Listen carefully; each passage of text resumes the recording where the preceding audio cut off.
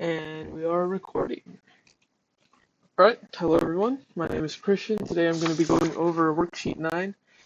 We were not able to do much of this worksheet during workshop, so I'm hoping that this video will help you out a lot. So first of all is solubility rules to predict the solubility of the following ionic substances in water. So what we're going to do is I'm going to start off with listing our solubility rules. And as you all know, I used that example in class of cash,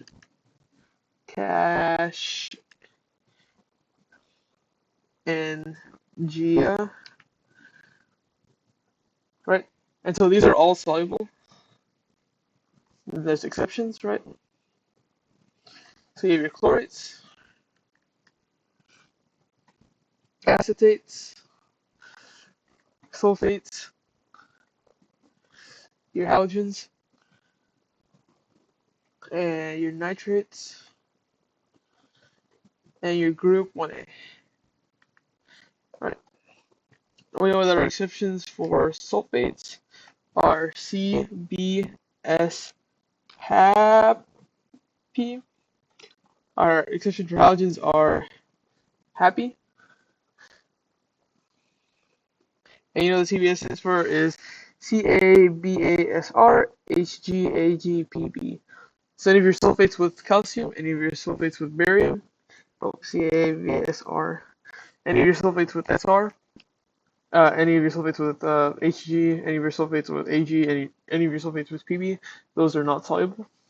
Same thing here, so Hg, Ag, Pb, any of your halogens with Hg, Ag, or Pb are not soluble. So let's go over this list. Here we have barium phosphate. As you can see, they are not under one of our solubility things. So we're just going to say that this is not soluble. Again, remember that this side is soluble, the right side are exceptions to the solubility rules, and anything that's not on here is not soluble. HgCl, we know that Cl is a halogen. Halogen, one of the exceptions is Hg, so Hg and Cl does not work, so it's also not soluble. KNO3, you know that K is group 1A. There are no exceptions to the group 1A, so we know that it is soluble. Good to know. 2. Predict the products of the following reaction based on solubility rules. So what I'm going to do here is I'm going to split them up kind of like this. And alright. And what I usually do is, like, my trick is inner to inner, outer to outer. And remember that your metal always goes to the left. So I'm going to do PBI. And we also have LiNO3. And of course we have to balance it. We know that Pb here has a 2 plus charge, because we know that NO3 is NO3 minus. Pb will have a 2 charge because of this 2 right here. So we know that it's going to be PbI2, right? And we know that LiNO3 is just as it is. And next we have to know our solubility rules, because these are products.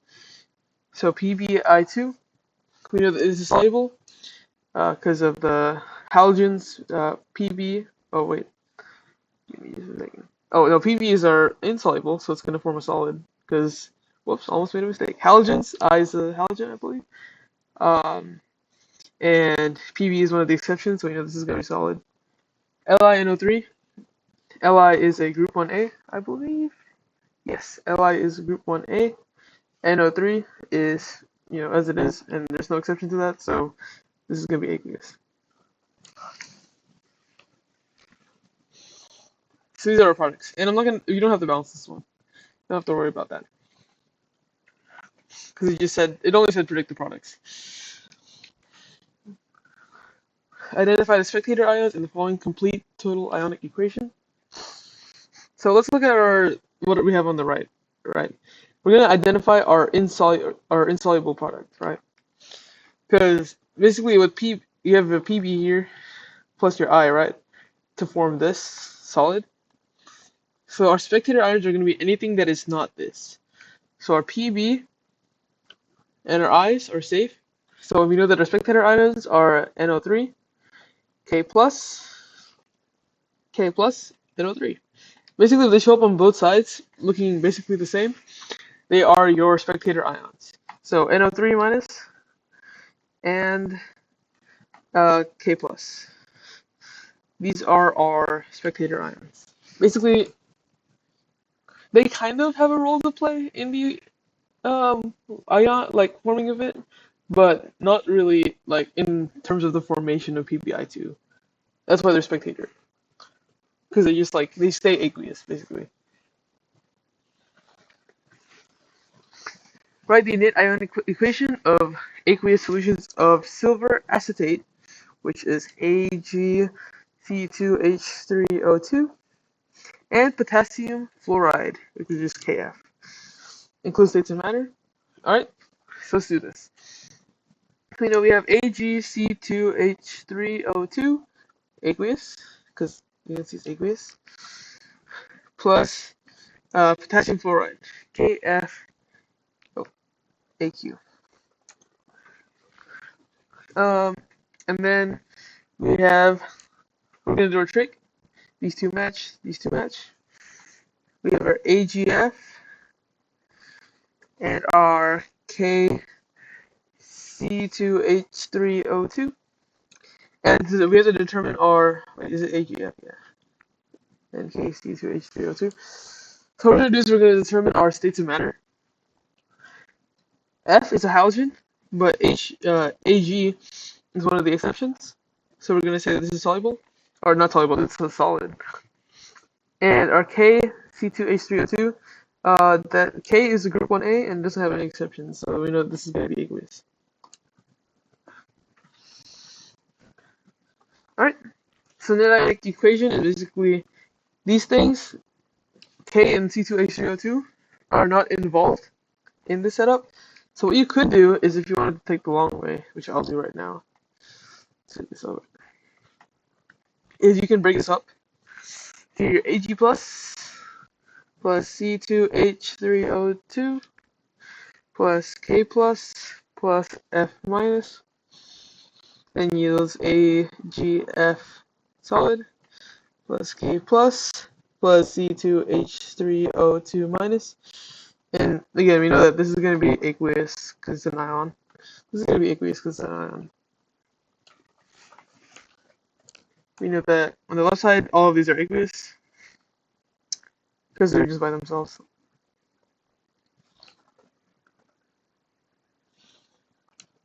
And yes, writing your states of matter does matter. That is important. And we know that our net ionic equation is going to be anything that doesn't involve, or it's just going to be the stuff that becomes solid, right? So our Ks and our C2H3O2s are going to become not part of the equation. So our final answer should be Ag aqueous plus F minus goes to AgF.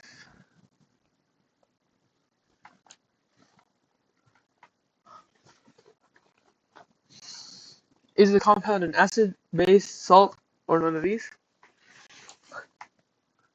Basically, you just have to kind of, again, this is like not very specific, but you can just kind of just have to look at it.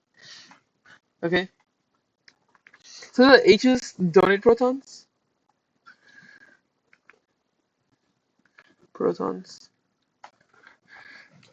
We know that, well, acids. Whoops, I should say acids donate protons, which is H plus. Bases receive protons.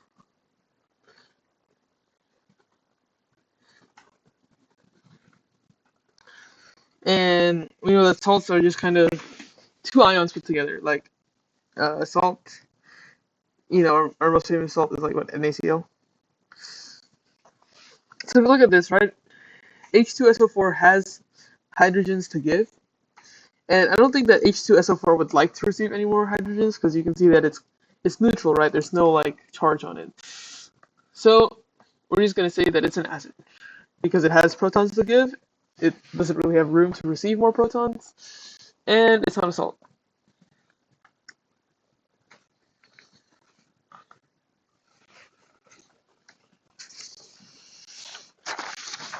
Next, I don't know if you all have gone over this in class, but one quick thing I want to point out is this right here. What this M basically means is you have 0.1774 moles per liter. So just keep that in mind. You can see that this equation is balanced. So let's start with our limiting reagent. Do not include physical state. So here's how we go.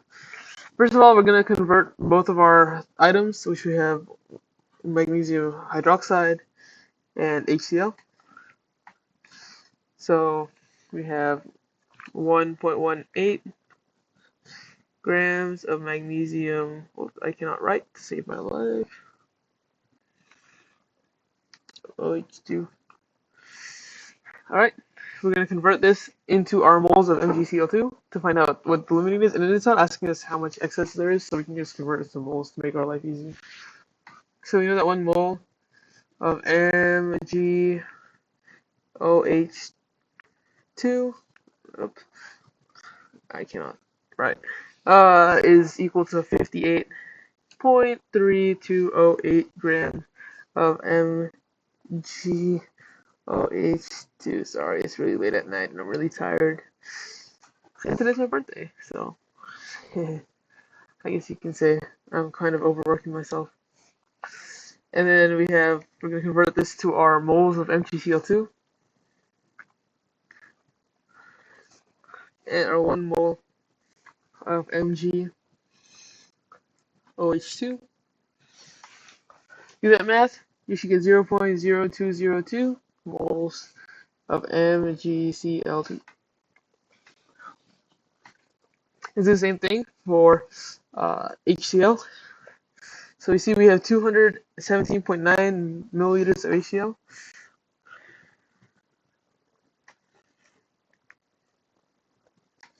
Right? So we're going to convert this to moles. Well, actually, first let's convert this from milliliters to liters, because we can see that we have to put it in terms of liters. So 1,000 milliliters is equal to 1 liter. You all should know this conversion from exam 1, like basically the start of exam 1. And then we know from our conversion up here, this thing, that we have 0.1774 moles per 1 liter times this should be HCl, by the way. And we know from our equation that 2 moles of HCl produces 1 mole of MgCl2. You do your conversions, and you get 0.0193 mole of MgCl2. So clearly this one's less, so we know that one's going to be our limiting. So HCl is our limiting reagent. How much magnesium chloride is produced? Well, it's simple. We have 0.0193 moles of MgCl2 times our conversion factor, which is 95.211 grams of MgCl2 to 1 mole of MgCl2. And again, this is just masses, put them together. You should get 1.838 grams of MgCl2. That's how much magnesium chloride we produce. I believe when I made this worksheet, the question, because I made these based off my homework kind of, is this was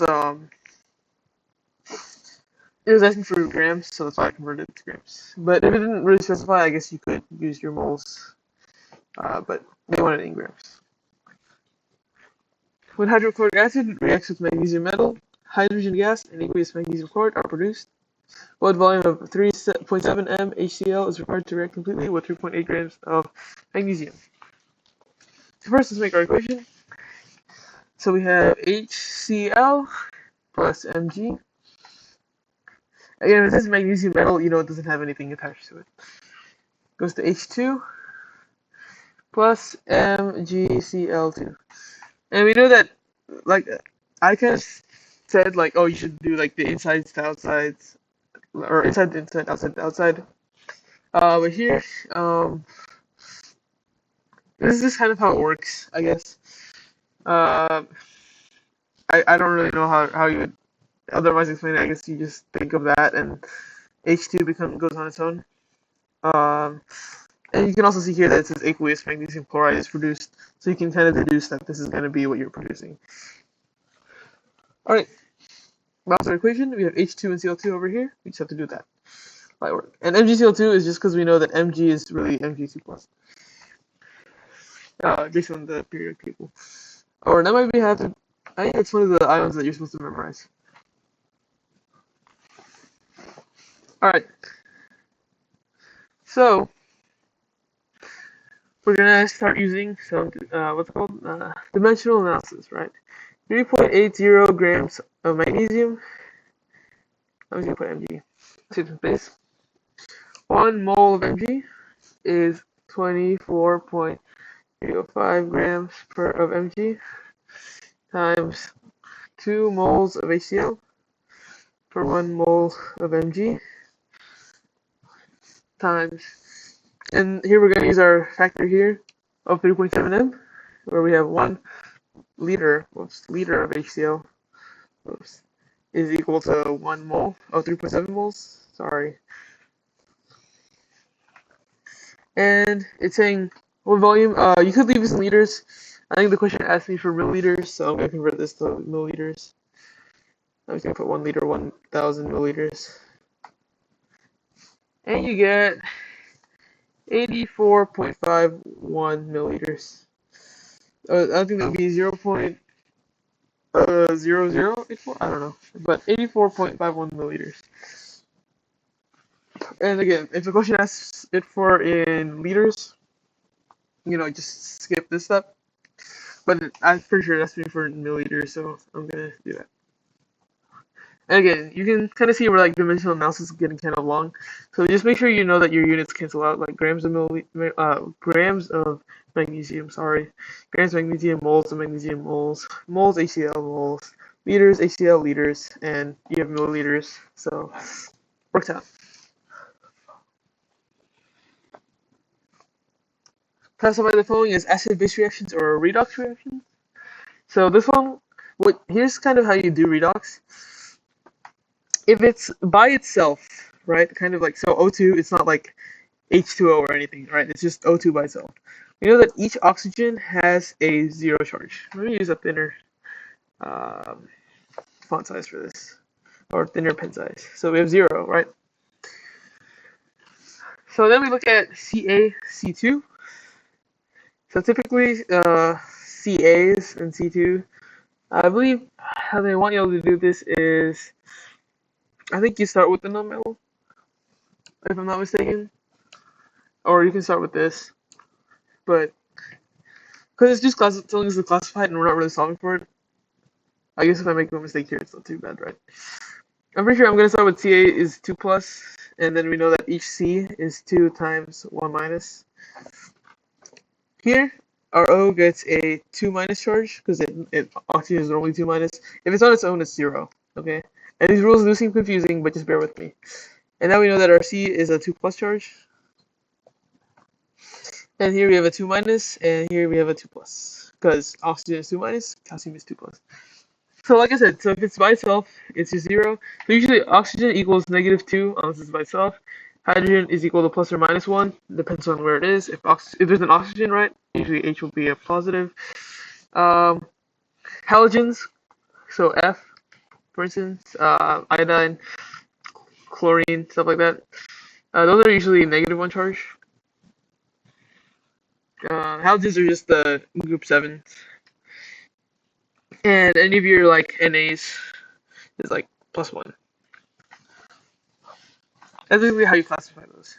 So as you can see, this C gained a different number, and we're going to classify that as a redox reaction. Like I said from the previous one of the previous questions, usually you have a if it's acid base, you have a transfer of hydrogens. So so as you can see, something got hydrogens, something got bases. So this is an acid base. And just to check, see here O2, each one is 2 times 2 minus. Yeah, this is gonna be 4 plus, 2 minus, then 2 times 1 plus. And this is what I was saying, kind of with the hydrogen can be plus or minus 1. Oxygen is all 2 minus. There's 3 of them though, so that's a 6 minus here. If we assume that this hydrogen is the same from the previous one, it's kind of like a puzzle. And this would be 4 plus. You can see that none of them change the oxidation state, so that's why it's not redox. Again, it's confusing. You just have to get a lot of practice with it. It's like solving a puzzle. This last one is this acid base or redox. So let's see. I think one way you can tell if it's like a redox is kind of if something is by itself on either one side, you know it's gonna be reduced or oxidized. So for instance, this oxygen, each of them have a 0 charge. This one has a 2 minus charge. Each one of these has a 2 times 1 plus or plus 1. I don't know. I'm gonna say minus 2 plus 1. I'm sorry. I'm just really tired right now. So, um, here we have a minus 2 charges on each oxygen and 2 of them. And this one is what do you call it? It is plus 1, right? Or wait, this is a H2O2 is peroxide, so this is one of the exceptions where oxygen is minus 1, and this is a plus 1. So as you can see, oxygen got both reduced because it gained electrons, and it also got oxidized. So this is a redox actually. Don't get fooled by there just being hydrogens that it's an acid base. Just know that it can be redox if there's hydrogens. All right. Next question. Determine the oxidation states of the elements in the compound listed. None of the oxygen-containing compounds are peroxides or superoxides. Enter your format using the format of enter your answer using the format plus 1 minus 2. So this is just kind of what I've been doing in the past question. What you're gonna do is you see that there's a 0, like it's not positive or minus. So we know that all of the charges have to add up to 0, kind of. So your Cl oxidation plus your N plus your O or your 2 O's have to equal 0 in terms of the oxidation number. So let's start. So we know that our O is going to be minus 2 minus 2. So and then because I said it's not a peroxide or superoxide, we know it's just going to stay with minus 2. And there's a 2 here. Now, we know that our Cl's are, well, we just kind of have to balance this out, right? So we have what's called oxygen. So you have 4 right here, right? Minus 4 equals 0.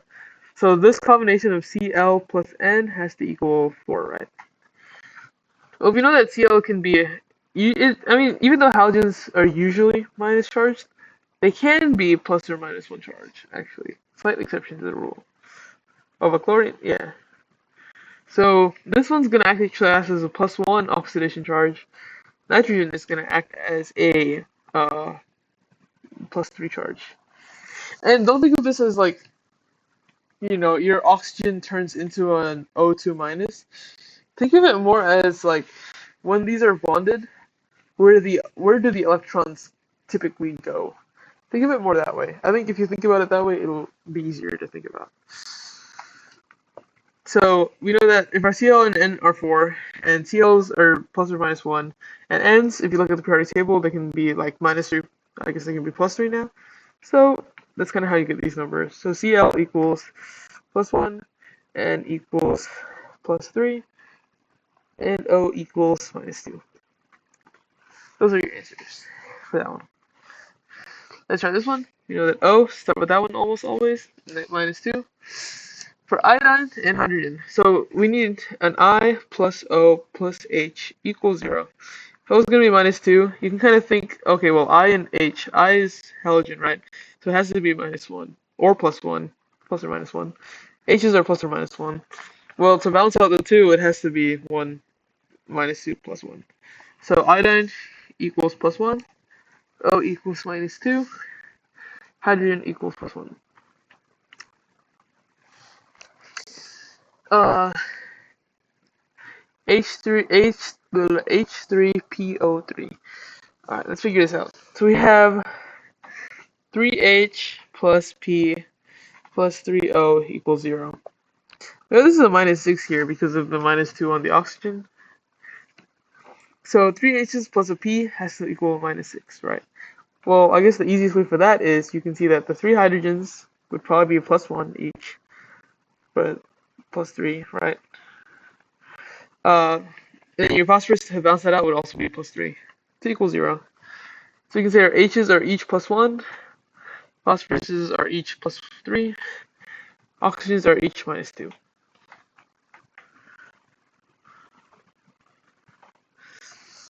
Identify the atoms that are oxidized and reduced, the change in oxidation state for each, and the oxidizing and reducing agents in the following equation. So this is a redox reaction. So we know oil rig, right? It's kind of a mnemonic. Oxidation. Let me write it vertically. It'll be easier. Ox is loss. This is an L. I'm gonna write this out. Rig reduction is gain. And these are in terms of electrons of E, gain of E. So we give it that way. So let's work on this. We know that this one by itself, right, with no charge on it, the CLs are 0. So 2 times 0, I guess. We can do it that way. P is probably going to act more as a plus oxidation number. Cl is probably going to be more of a minus oxidation number. So if we have -1 for each, and then it's 3 of them, we know that P is probably going to be +3. Now, for Cl, we know that each of these 5 -1, right? And then this one's going to be a +5 now. Because you have to balance them out, right? Because there's no number here. There's no, like, charge thing, you know what I mean? So how this works is, so we're going to say what's oxidized, what's reduced, and then we're going to do the ox agent, and the red agent, just for short. And we'll get to those soon. So oxidized is what lost electrons, what became more positive. So as you can see here, I think we can safely say this P became more positive, right? So the P went from +3 to +5, so it's more positive. Oxidized will be our P's. Oops, these disappeared on me. Oh, it reappeared on me. Anyway, our reduced is gonna be what's went down in number. So we see our P's went, or which one became more negative, basically. We can see that these CLs went from 0 to -1, so our CLs are gonna be reduced. Our oxidizing agent is what got reduced. So Cl is going to be our oxidizing agent, and our reducing agent is our P. I know it seems kind of confusing, but just think of it this way: whatever is oxidized is your reducing agent. Whatever got reduced is your oxidizing agent. Hopefully that helped you all out on these questions. Again, I'm sorry that I'm tired and I kind of mumbled and I messed up a couple times, but hopefully this helps you prepare for your exam. Thank you so much. This is Christian, signing off. And happy birthday to me.